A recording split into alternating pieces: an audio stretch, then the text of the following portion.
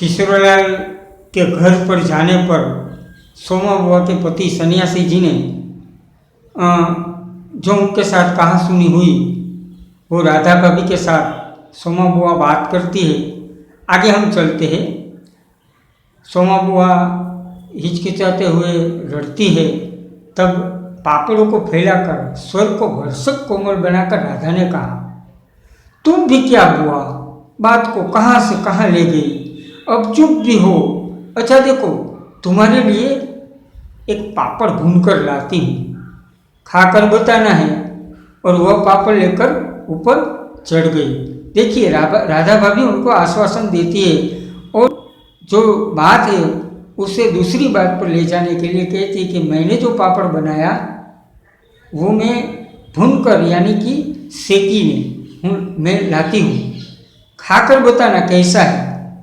कोई सप्ताह बाद बुआ बड़े प्रसन्न मन से आई और सनिया जी से बोली, सुनते हो, देवर जी के ससुराल वालों की किसी लड़की का संबंध भागीरथी के यहाँ हुआ है।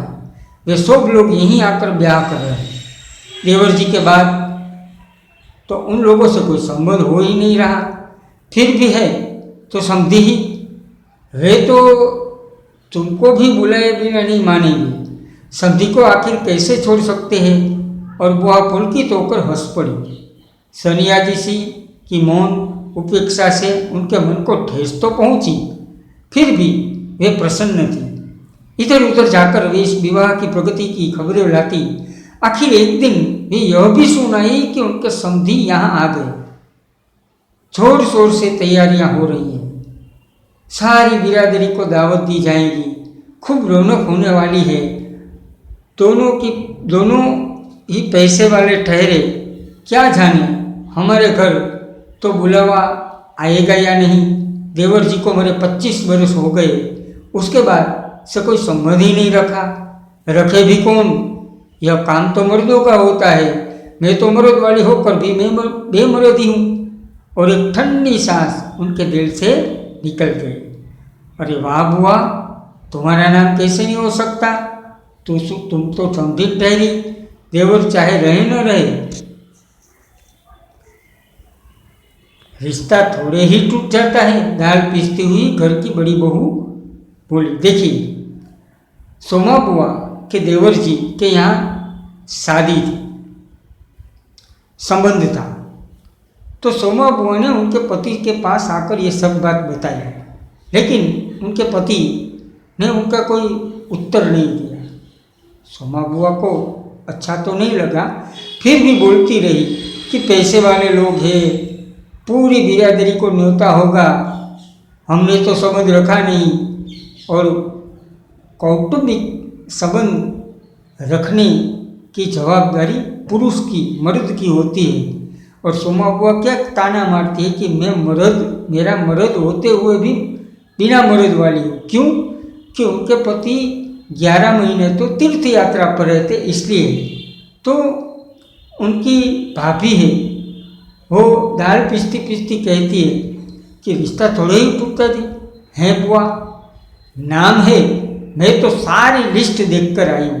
विधवा ननद बोली।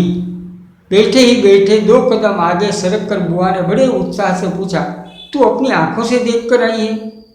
नाम तो होना ही चाहिए, पर मैंने सोचा कि क्या जाने आजकल के फैशन में पुराने संबंधियों को बुलाना हो न हो। और बुआ बिना 2 पल भी रुके वहाँ से चल पड़ी। अपने घर जाकर सीधे राधा भाभी के कमरे में चढ़ी। क्योरी राधा, तू तो जानती ही है कि नई फैशन में लड़की की शादी में क्या दिया जावे। समझियो का मामला ठहरा, सो भी पैसे वाले, खाली हाथ जाऊंगी तो अच्छा नहीं लगेगा। मैं तो पुराने जमाने की ठहरी, तू ही बता दे क्या दूँ। अब कुछ बनाने का समय तो रहा नहीं, 2-3 दिन बाकी है, सो कुछ बना बनाया ही खरीद लाना। देखिए, उनकी विधवा ननद बाजू में ही रहती थी। सोमा बुआ को बताया कि मैं तो लिस्ट देख कर आई हूँ, आपका उन प्रसंग में न्योते में नाम है। तो सोमा बुआ तो वैसे भी पुलकित राजी हो उठी और घर जाकर जो राधा भाभी है उनको बुलाया और उनको कहा कि तू तो अभी नई नई शादी करके आई, मैं तो बूढ़ी हूँ, मुझे तो पता नहीं। अब शादी ब्याह में जिनकी शादी होती है उसे क्या दिया जाता है, तू ही बता। अब 2-3 दिन ठहरे, कुछ बनाने का तो समय नहीं, ऐसा क्या दिया जाए जो इस शादी में अच्छा लगे। क्या देना चाहती हो अम्मा? जेवर, कपड़ा, श्रृंगारदान या कोई और चांदी की चीज़? मैं तो कुछ भी नहीं समझू रही, जो कुछ पास है तुझे लाकर दे देती हूँ, जो तू ठीक समझे ले आना, बस भद्द नहीं उड़नी चाहिए। भद्द यानी कि मजाक मस्करी। अच्छा देखो पहले के रुपये कितने हैं। और वे डगमगाते कदमों से नीचे आई, 2-3 कपड़ों की गठरियाँ हटाकर एक छोटा सा बक्स निकाला, उसका तोला ताला खोला, इधर उधर करके एक छोटी सी डिबिया निकाली, बड़े जतन से उसे खोला।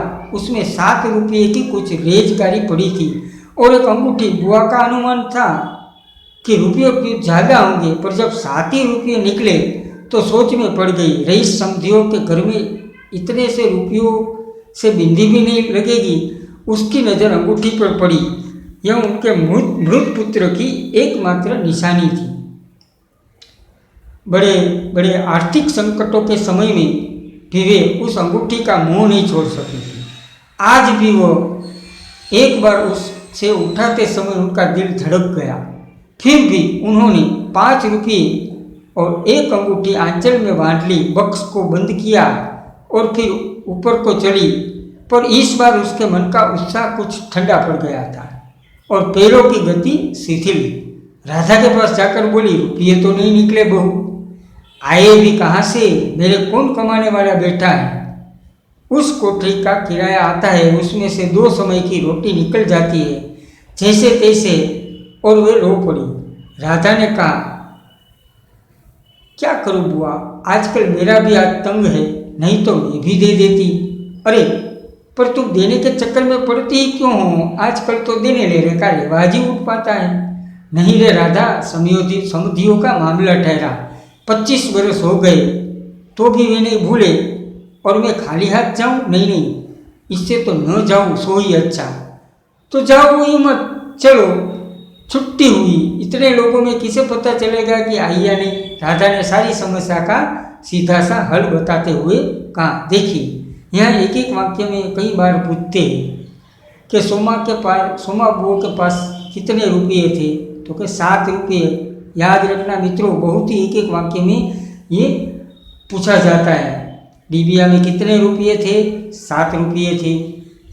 राधा को जाकर बताती है कि मेरे पास तो इतने रुपये हैं, इसमें से तो कुछ आएगा नहीं। तो राधा ने क्या हल बताया कि इतने लोग आएंगे, आप नहीं जाएंगी तो किसी को पता भी नहीं जाएगा। और पूरी समस्या का हल, अगर जाएंगी समधिया है देना पड़ेगा, जाओ ही नहीं तो देने का कोई प्रश्न नहीं। बड़ा बुरा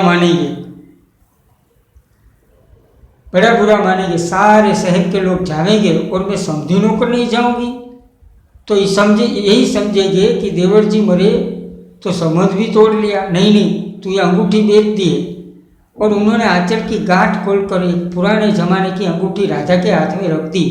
फिर बड़ी मिन्नत के स्वर से बोली, तू तो बाजार जाती है राधा, इसे बेच देना और जो कुछ ठीक समझे खरीद लेना, बस शोभा रह जाए, इतना ख्याल रखना।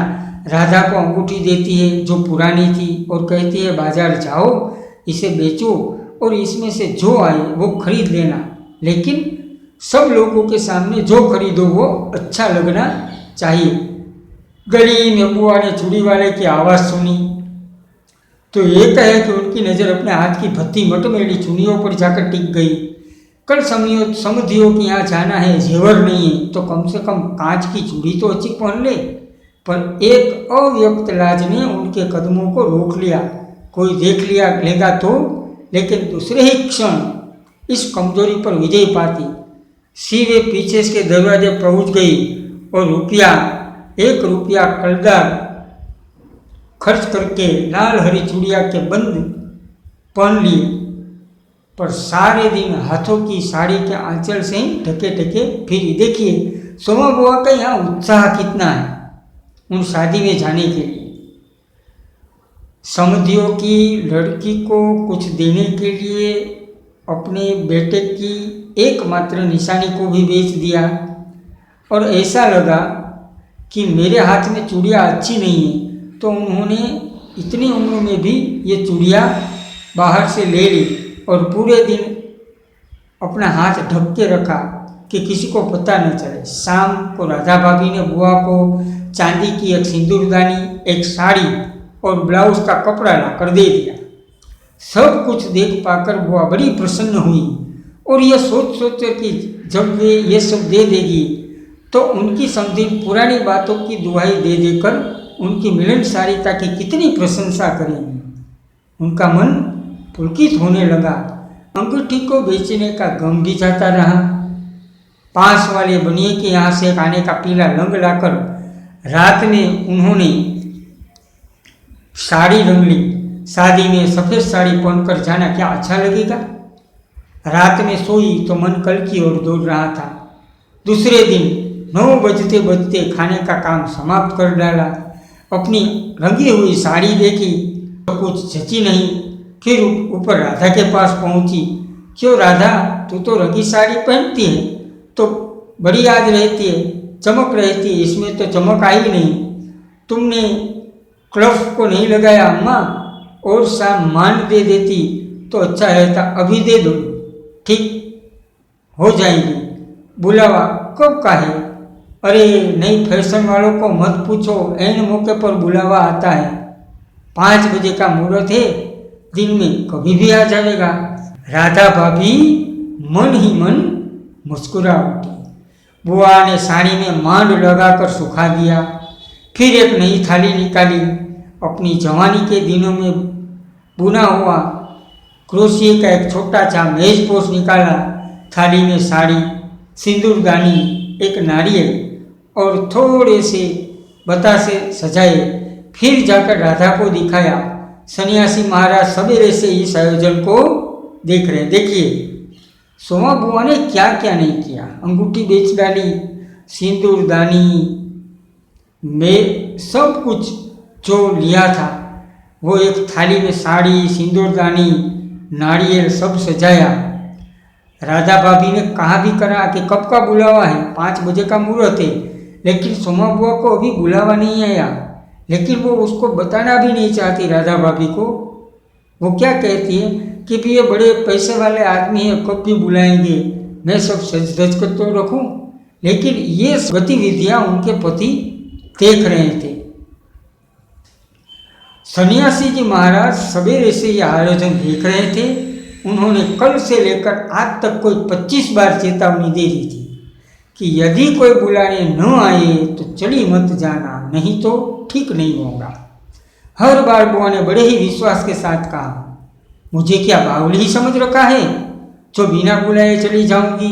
अरे यह पड़ोस वाले की निंदा अपनी आंखों से बुलावे की लिस्ट में नाम देख कर आइए, और बुलावेंगे क्यों नहीं, सहवार को बुलाएंगे और समझियों को नहीं बुलावेंगे क्या। 3 बजे के करीब बुआ को अपने अनसने भाव से छत पर इधर उधर घूमते देख राधा भाभी ने आवाज लगाई, गई नहीं बुआ।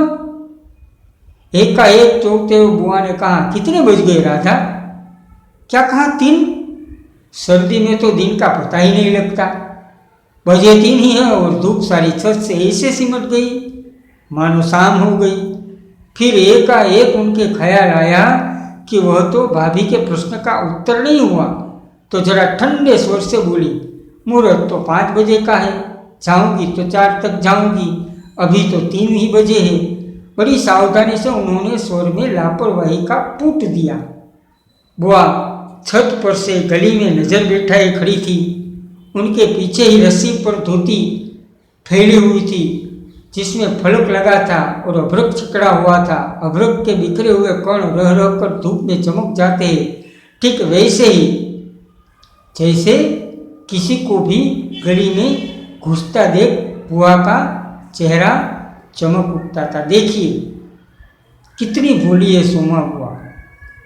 5 बजे का मुहूर्त है, 3 बज गए, कोई बुलावा नहीं आया। और उनके पति ने करीब करीब 25 बार सोमा बुआ को बताया था कि अगर बुलावा नहीं आए तो जाना मत, अगर बिना बुलाए तुम गई तो फिर कहासुनी हो जाएगी। 7 बजे के धुंधले में राधा ने ऊपर से देखा तो छत की दीवार से सटी गली की ओर मुंह किए एक छाया मूर्ति दिखाई दी। उनका मन भर आया। बिना कुछ पूछे इतना ही कहा, बुआ सर्दी में खड़ी खड़ी यहाँ क्या कर रही हो? आज खाना नहीं बनेगा क्या? 7 तो बज गए। जैसे एकाएक नींद में से जागे हुए बुआ ने पूछा, क्या कहा 7 बज गए? फिर जैसे अपने से ही बोलते हो पूछा, पर 7 कैसे बज सकते हैं? मुहूर्त तो 5 बजे का था।